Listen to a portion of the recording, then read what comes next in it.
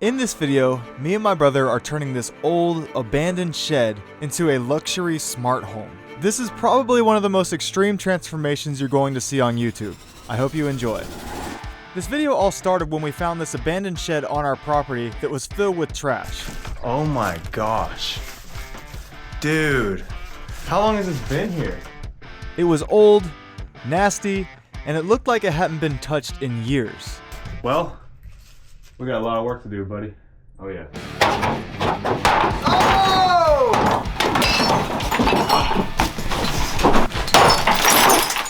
How do you miss that target, dude? Shut up! Most of the stuff left in the shed was oil or paint or just trash. And our first objective was to get all of it out where we can see what we're working with.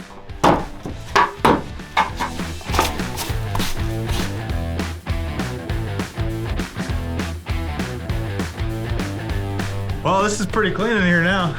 Okay, so obviously this floor isn't the best for a house, so we're gonna cover it up.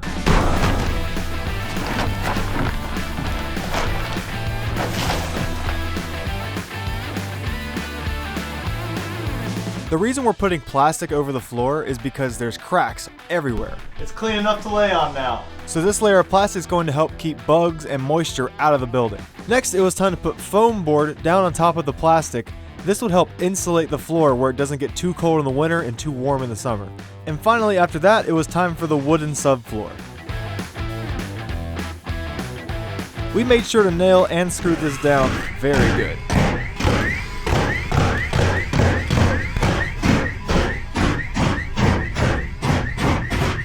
That's better. But already you can see how much better this shed looks with the new floor. But now it was time to turn our focus to the walls. The problem with turning an old shed into a tiny house is that it was never meant to be lived in. So just like the floor, there's tons of gaps in these walls. So to fix this, I bought like 25 cans of spray foam and sealed every single crack I could possibly find.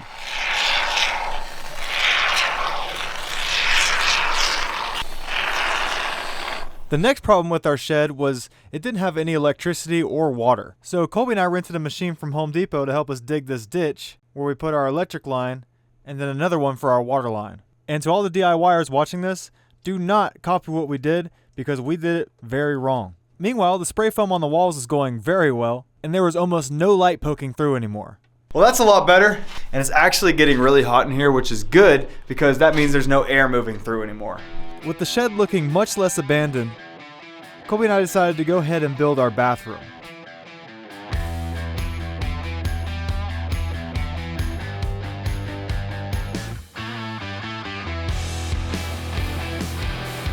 Then I could go ahead and run all of our water lines for the toilet, the sink, and the bathroom sink.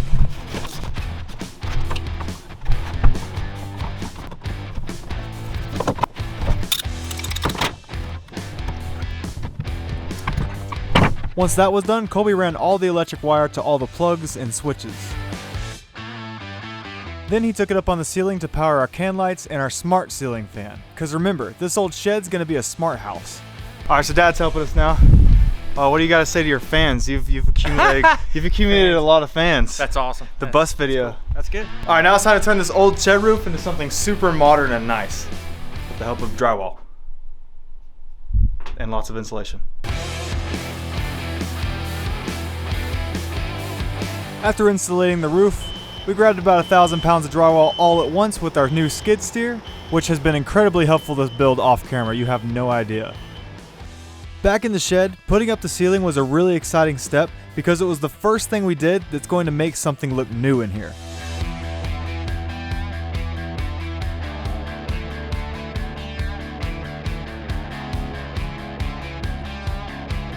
So if you look on the walls, it's still an old, ugly shed, but the ceiling now looks insane.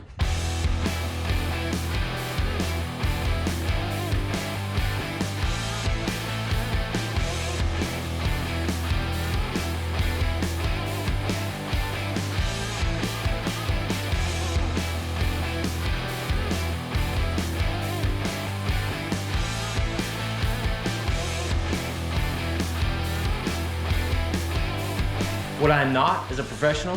What I am is done. Wow. Can't believe this is an old abandoned shed and now it's like a house. Wow. Now it's time to install a window. This shed needs a window for a couple reasons. The first one is to let in natural light to make it seem bigger inside, and the second reason is it's going to give us a place to put our air conditioning unit. Oh, nice! And while me and my dad were doing that, Colby was running an internet cable from his house all the way through the woods to the shed. Okay, so you probably can't see it, but the Ethernet cable's right here. I have it running from my bottom floor, and now I'm gonna go outside and run it through a trench all the way down to the cabin. This Ethernet cable will basically carry the internet signal all the way down to our shed, where we can plug it into a Wi-Fi router to get Wi-Fi. That way we really can turn this shed into a smart home. That's pretty good for an abandoned shed. Meanwhile, the window was going well. Oh, nice! Whoa, it looks cool. Wow. Wow, it looks really good from out here. And with the window in and the internet working, we can finally install our smart AC. This video is actually sponsored by Dreo, and they sent this AC along with a bunch of other smart appliances to keep this house perfectly cool in the summertime.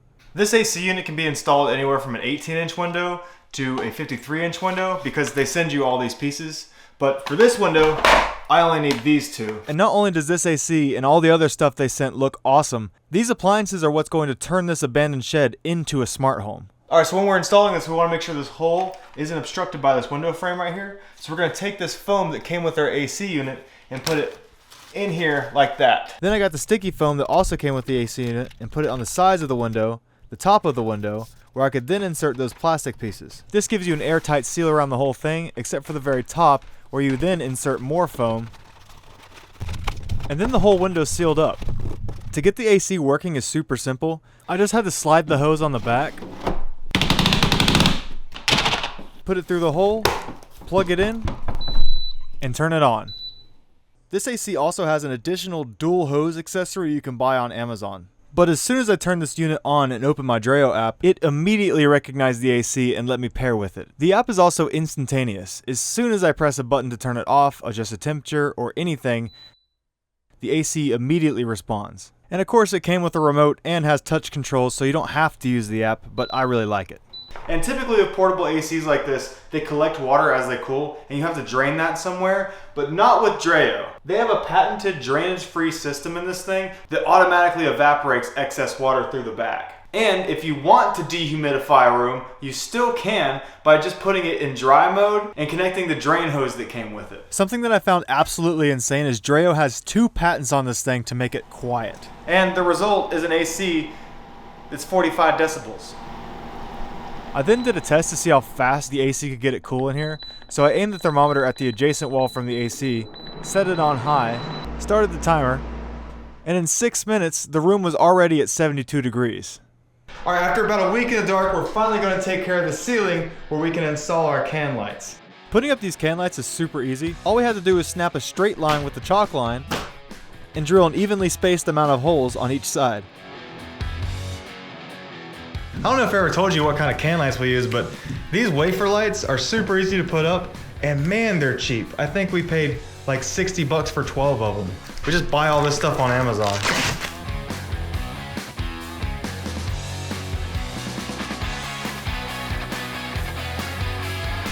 Oh, look at that. Much better. The next thing this tiny house needed was a kitchen / living room.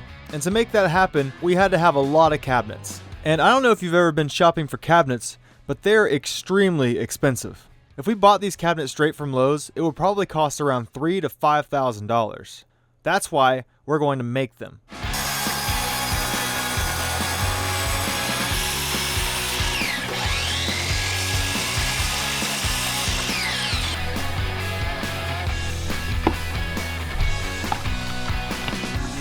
Making cabinets yourself actually isn't that hard. Once you cut a board into a bunch of little slices, you drill pocket holes in those little slices where they can be screwed together. This thing we're making right here is the front of the cabinet, also known as the face frame. See the little drawers up top? And we made a lot of them.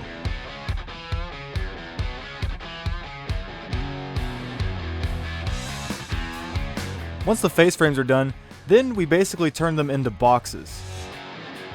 And now you'll start to notice they're looking a lot like the cabinets from Lowe's. The difference is, instead of $300, we spent like 25 bucks on this.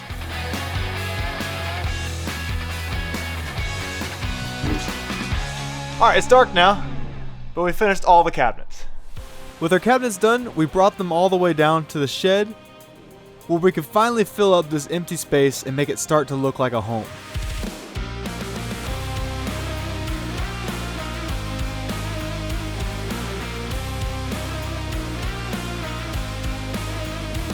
We also installed the second smart appliance in this tiny house, our Dreo ceiling fan. Just like the portable air conditioner, this ceiling fan has its own remote, or I can connect to it through the app and turn it on or off from any location.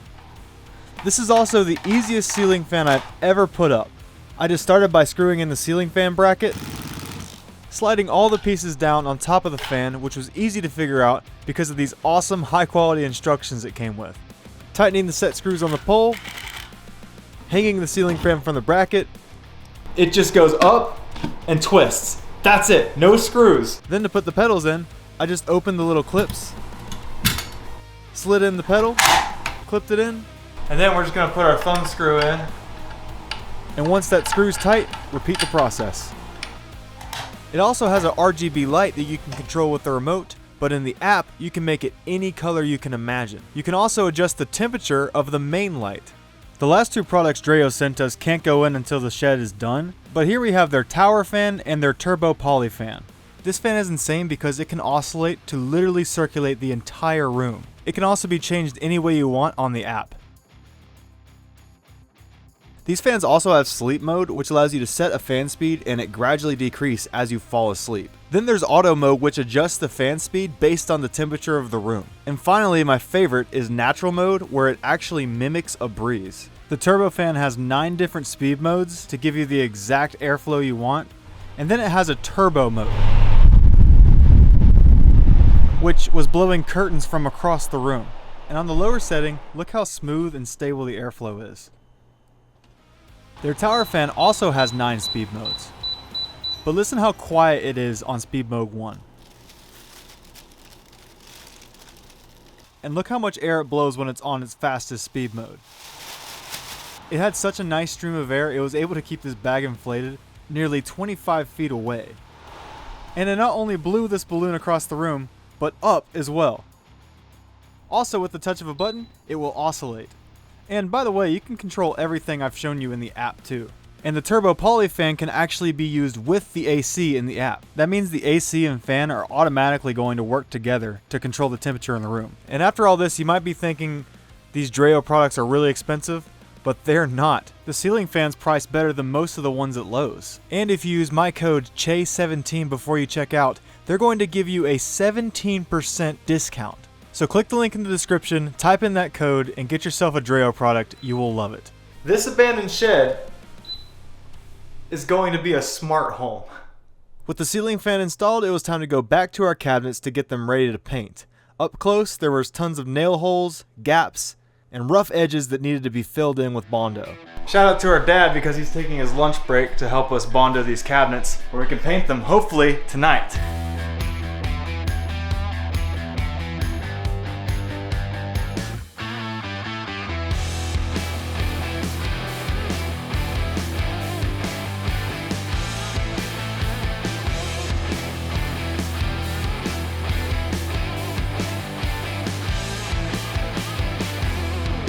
Everybody's favorite part is sanding. Yeah, not really. These cabinets look great now, but they'd look a lot better if they went all the way to the ceiling. So I'm gonna make some trim that goes like this on top of the cabinets to make them touch the ceiling.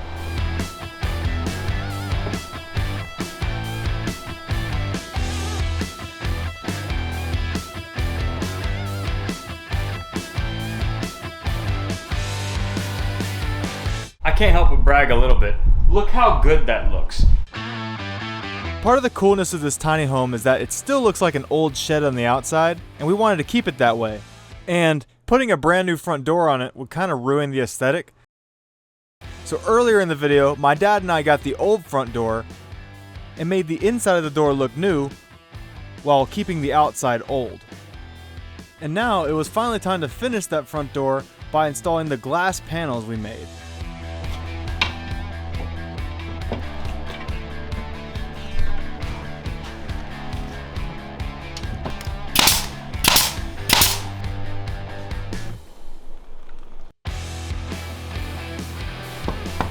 It's a door. Meanwhile, the cabinets were finally ready for paint. Well, primer. The paint is a different color. Yeah, rust over that.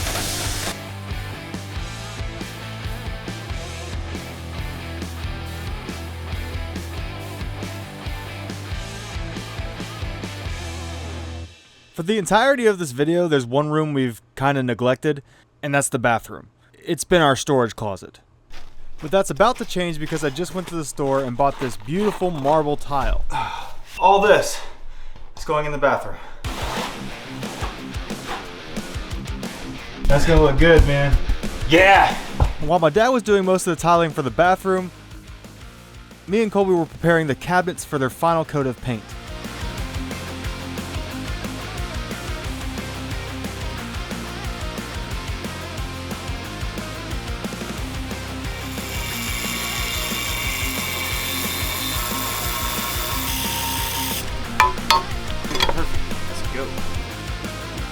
For this bathroom, I did not cheap out in the tile. I got enough to go all the way to the ceiling.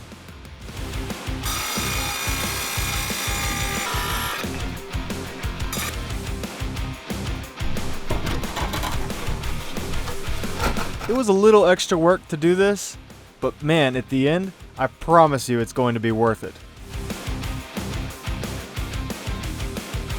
Meanwhile, back in the kitchen, we were finally ready to spray these cabinets.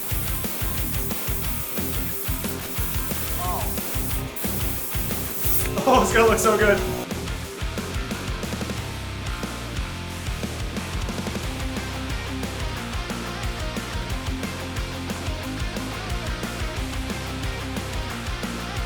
We also coated the inside of the front door the same color to match. And with the bathroom tile done and looking awesome, it was finally time to start finishing it up by putting the vanity and the sink in. Time to install the sink and a countertop, and the bathroom is pretty much done.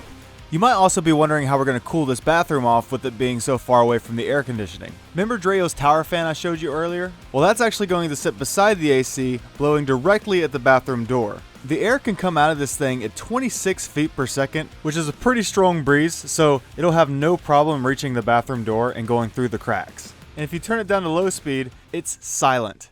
25 decibels to be exact. The fan is on right now. Meanwhile, Colby was cutting out the hole for the bathroom sink.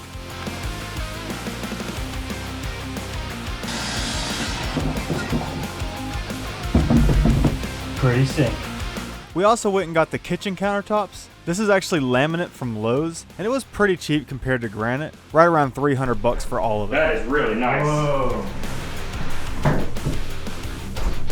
Drayo's tower fan can also be disassembled super easily for cleaning.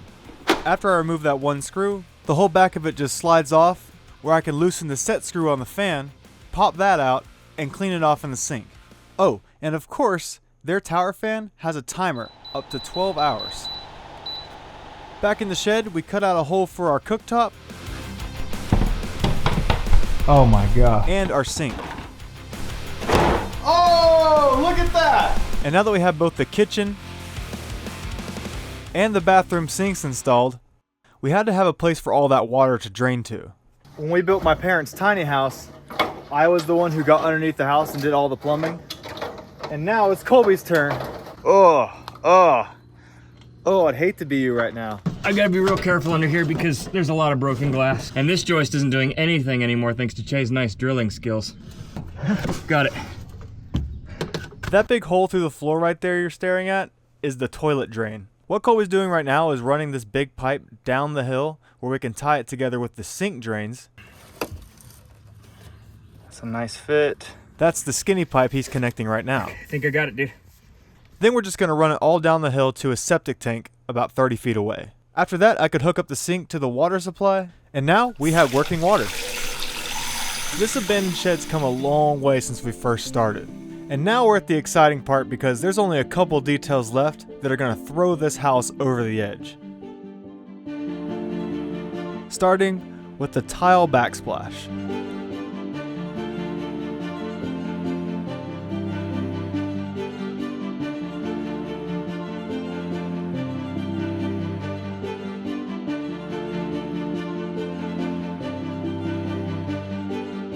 Then we put up our hood vent.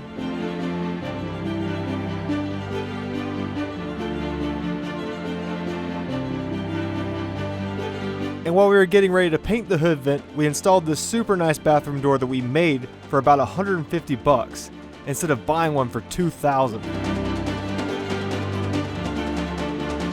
But just looking at this place, it's unbelievable that this was an abandoned shed.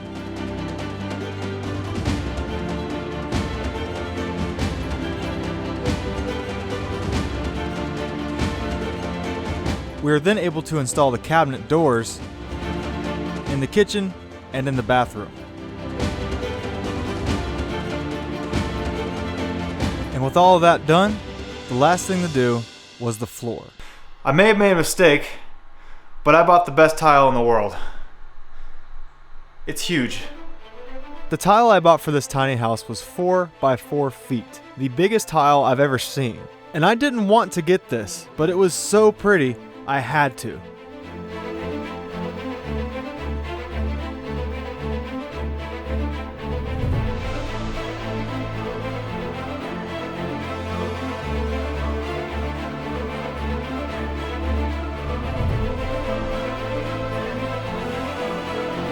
The reason I didn't want to get this is because each piece cost $100,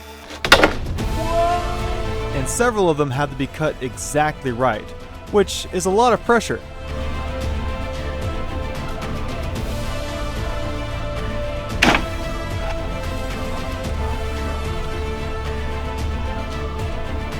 But we always jump headfirst into things we don't want to do, because usually we're able to figure it out, and if we do fail, at least we'll learn something. With the floor done, the next day I added our refrigerator,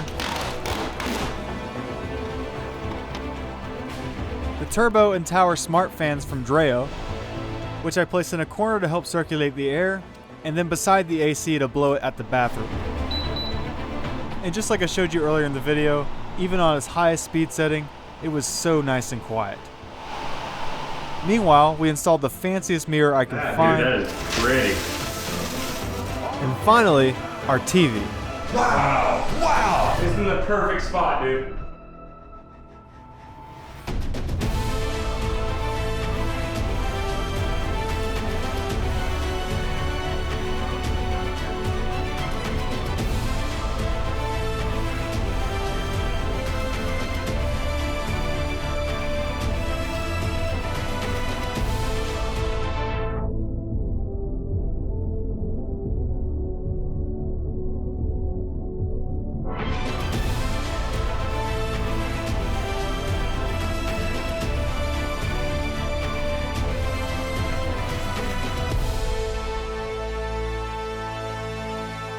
Without a doubt, my favorite thing about this house is that it still looks like an old shed. And now, on the inside, it's a smart home. You might also be wondering where the bed is. This couch actually just folds out into a bed. And then right here, this area doubles as counter space and a dinner table. And then we have this beautiful door. This was the original shed door. Now it's a really expensive looking door on the back, but on the front, it still looks really old. As you can see, there's plenty of room to use the toilet. And then when you stand up, super easy access to the sink.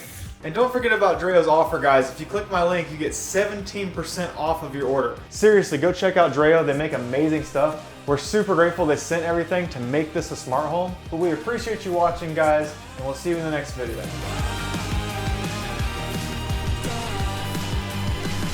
All done.